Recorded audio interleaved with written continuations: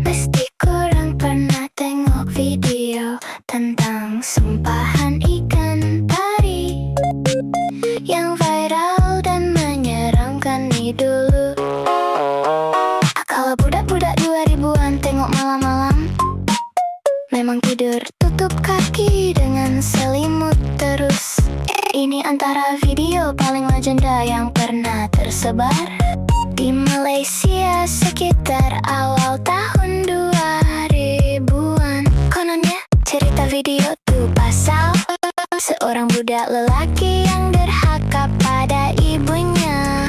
Menurut cerita, budak tuh siap menendang mak dia ketika sedang sholat. Lepas tuh disebabkan terlalu kurang ajar, dia dikatakan dipanah petir sebelum bertukar menjadi seekor ikan pari. Tapi bila pikir balik sekarang, jalan cerita, dia sebenarnya kelakar juga. Kenapa sumpah jadi ikan pari? Kenapa bukan jadi peti ais? Atau router wifi yang lain putus-putus? Dan sebenarnya mata yang korang nampak dalam video tuh bukan mata pun, itu hidung ikan tersebut. Mata sebenar ikan pari berada di bahagian atas badannya. Footage yang tersebar tuh sebenarnya ialah ikan pari jenis shovel nose guitar fish. Jadi realitinya itu bukan manusia yang terkena sumpahan sampai jadi ikan. Cuma seekor ikan pari yang tak pasal-pasal kena fitnah satu Malaysia. Seterusnya ialah video jump scare paling legenda abad ini. Video yang pernah buat budak-budak Malaysia campak phone sampai tercabut bateri. Pada awalnya, video ini nampak biasa sahaja. Hanya sebuah kerusi yang diam tak bergerak sunyi, tenang, aman, damai, macam rumah tinggal Tok Wan. Tapi tiba-tiba kerusi itu mula bergoyang sendiri. Lepas tu muncul pula makhluk merangkak menghampiri skrin. Dan bam! Muka hantu ala film Exorcist terus terjah depan muka.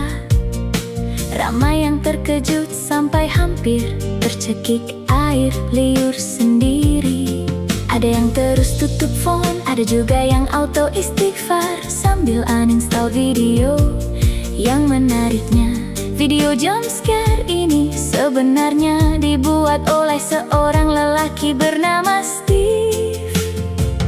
Dan wanita bermuka seram yang muncul itu sebenarnya istrinya sendiri. Bukan hantu betul pun, cuma makeup. Dia memang level tak tidur seminggu. Video ini dihasilkan sekitar tahun 2006 dan masih boleh ditonton di channel SZ World. Menurut legenda internet Malaysia, video asal yang jelas itu telah ditukar ke format 3GP supaya kualitinya makin pecah, makin kabur, dan entah kenapa makin seram. Lepas tu mulalah video ini tersebar dari Bluetooth ke Bluetooth hingga akhirnya menjadi trauma nasional budak-budak sekolah yang guna telepon Nokia, Sony, Ericsson, dan Engage. Kalau dulu kawan ajak tengok video kerusi goyang, percayalah itu bukan ajakan biasa, itu perangkap. Video suara azab kubur ialah antara video paling menginsafkan di era 2000-an. Video yang buat ramai budak terus tutup phone, ambil wuduk, lalu sholat subuh. Walaupun masa itu baru pukul 1 pagi, video tersebut memaparkan simulasi siksaan azab kubur dengan suasana yang sangat menyeramkan. Untuk menjadikan babak itu lebih realistik, pelakon perlu memakai kostum seperti pocong, menggambarkan mayat yang sudah dikafankan. Lepas itu pelakon tersebut masuk ke dalam tanah untuk melakukan babak diseksa di dalam kubur. Apa yang buat ramai orang seram ialah pencahayaan merah di sekeliling mayat itu. Dengan video yang kabur, bunyi yang pecah-pecah, dan suasana gelap, memang nampak macam sedang diseksa dalam api neraka. Dulu lepas tengok video nih, ramai terus jadi manusia paling alim untuk sementara waktu.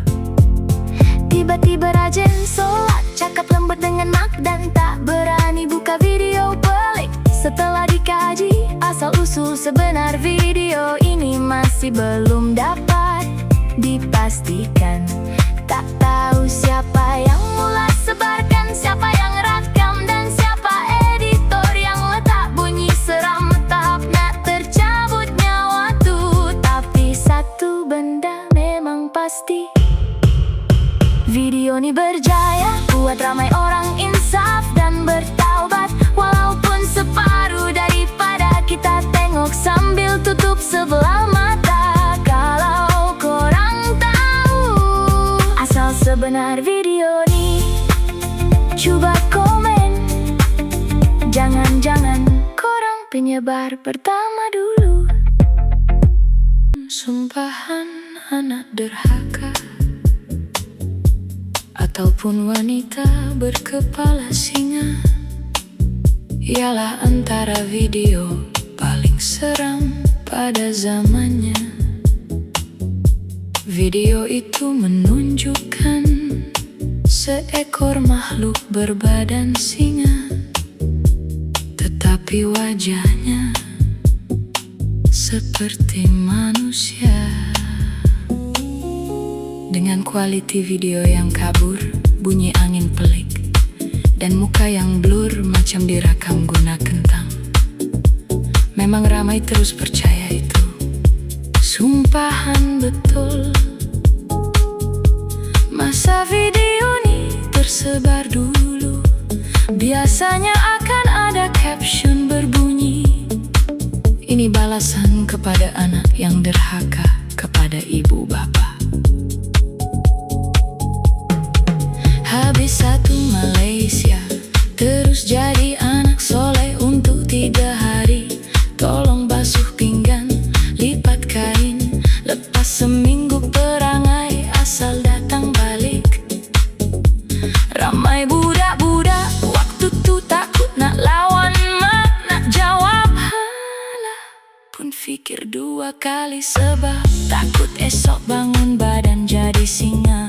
Tapi sebenarnya video itu bukanlah manusia yang disumpah. Makhluk tersebut ialah sebahagian daripada persembahan bernama Mumtaz Begum, yang dijalankan oleh seorang penghibur bernama Murad Ali di sebuah zoo di Pakistan. Disebabkan video asalnya tersebar dalam format 3GP tahap mata rabun, ia nampak jauh lebih menyeramkan daripada yang sebenar. Sejadah yang tiba-tiba mahu sholat pernah jadi antara misteri paling menggemparkan di Malaysia dulu. Bayangkan, pukul 5 pagi pakcik masjid buka pintu surau dengan muka mamai, belum minum kopi lagi.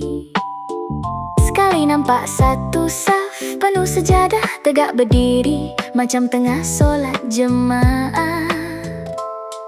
subuh.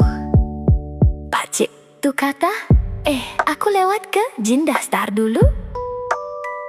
Lepas tu habis satu kampung kecoh.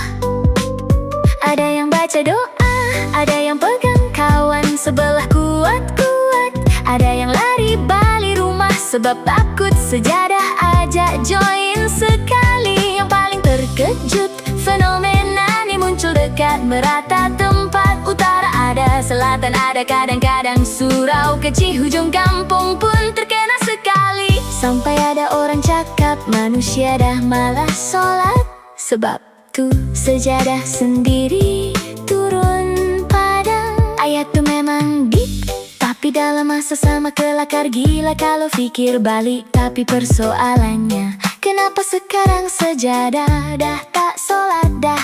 Adakah jin dah pencen? Atau sejadah dah penat kena viral? Pernah terbaca satu pengakuan dekat Twitter. Ada budak ni mengaku dia dengan member-member dia pernah datang masjid malam-malam semata-mata nak susun sejadah. Banyak-banyak bagi nampak macam tengah solat. Esok pagi satu kampung panik, masuk mulut ke mulut, les-les masuk berita terus.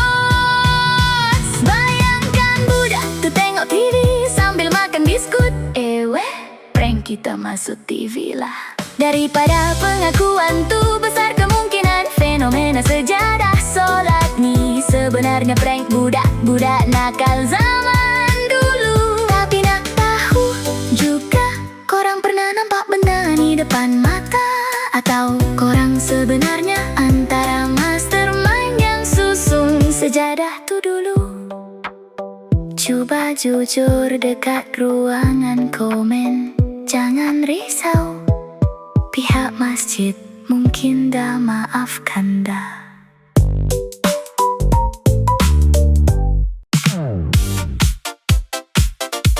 Terima kasih.